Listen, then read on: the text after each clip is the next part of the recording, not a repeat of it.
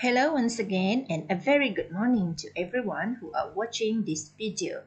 Today we shall continue with English Year 6, Unit 7, Healthy and Wise, Lesson 5, and you are learning English with me, your English teacher, Teacher Lily. So how are you today, class? I hope everyone is doing great at home. It's been a while since we last met, right?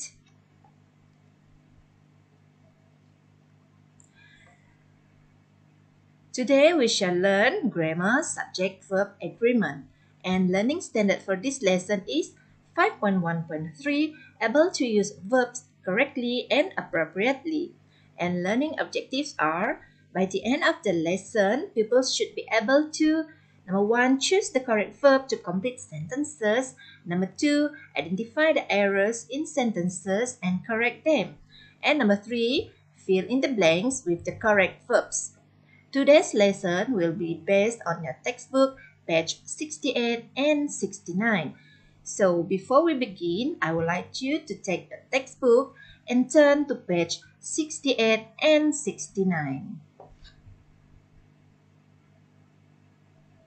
Grammar, subject-verb agreement. We will learn about number 1, what is a subject?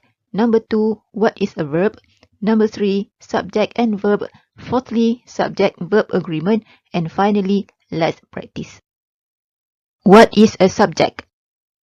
In every complete sentence, there will be at least one subject and one verb.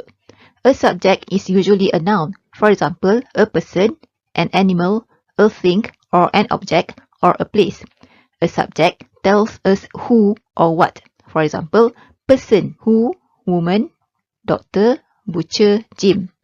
Examples for animals are cat, lion, giraffe. For things, objects, the examples are pen, plate, broom. And for places, the examples are shop, house. A subject can also be a pronoun. For example, I, you, he, she, it, we, they. For example, he jogs every day. He is a pronoun. The next example is they play on a seesaw. They is a pronoun. What is a verb? A verb shows action or state of being. Examples for action are walk, play, wash, cycle. For state of being, examples are am, is, are, was, were, will be. A verb tells us about the action or the state of being of the subject. Subject and verb. A verb tells us about the action of the subject. For example, the dolphin plays with a ball. The dolphin is the subject and plays is the verb. A verb tells us about the state of being of the subject. For example, the man is angry. Who is the subject? The subject is the man, and is the verb. Subject-verb agreement. Subjects and verbs must agree with one another in number. Singular subjects need singular verbs. Similarly, plural subjects need plural verbs. Please take note that singular means one and plural means more than one. As an example, the cat sleeps. The cat is a singular subject and sleeps is a singular verb. So we must add s for the singular verb. The next example is the cats sleep. The cats is a plural subject and sleep is the plural verb. We must not add s for the plural verb. As such, for a singular subject, it must have a singular verb. We need to add s to the verb to make it a singular verb. For example, my father drinks coffee. My father is a singular subject and drinks is a singular verb. We must add s to drink to make it a singular verb. For a plural subject, it must have a plural verb. There is no s to the verb to make it a plural verb. For example, the parrots fly. The parrots is the plural subject and fly is the plural verb, so there is no s to the word fly. For pronouns, we may look at the following table. For singular subjects such as he, she, or it, we must add s to the verb to make it singular verb. So, he runs, she runs, it runs. For plural subjects such as we and they, we must not add s to the verb. So the examples are we run, they run. There is an exception to this general rule, whereby for singular subjects such as I and you, although they are singular subject, we cannot add s. So, I run, you run. For the following indefinite pronouns, they are always singular subjects. For people, the examples are everyone, someone, anyone, no one, everybody, somebody, anybody, nobody.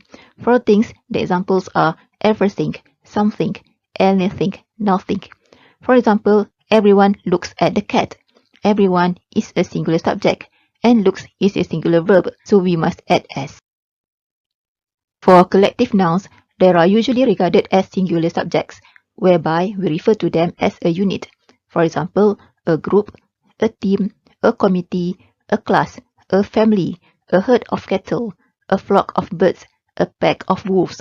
For example, the family goes shopping at the mall. The family is a collective noun, and it is a singular subject, and goes is the singular verb. Let's practice. There are some tips that you may want to know before you read the questions. Number 1, identify the subject.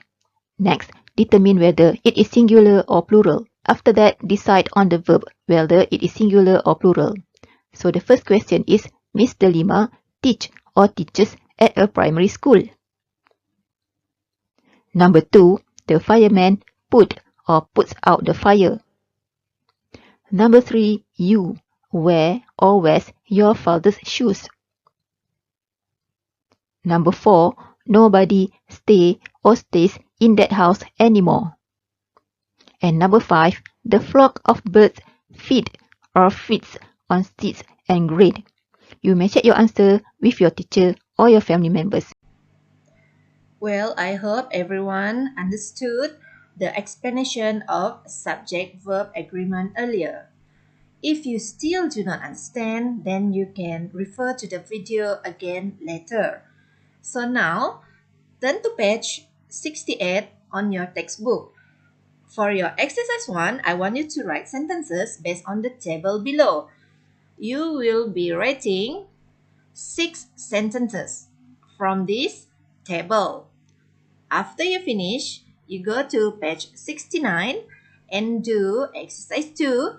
The first one is identify the error in each sentence. Write the correct answer. Number 1 has been done for you. After that, you identify the second, third, fourth, and fifth sentences. Then you write the correction in the next blank. Alright? After that, you complete the paragraph with the correct form of verb. You rewrite the paragraph, then you change the verb. If you still do not understand class, you can always ask me directly, alright? So that is all for today. I hope you understand the lesson for today. And please stay safe wherever you are. Do and complete all your works. And don't forget to subscribe and like my Teacher Lily YouTube channel. That is all. Goodbye.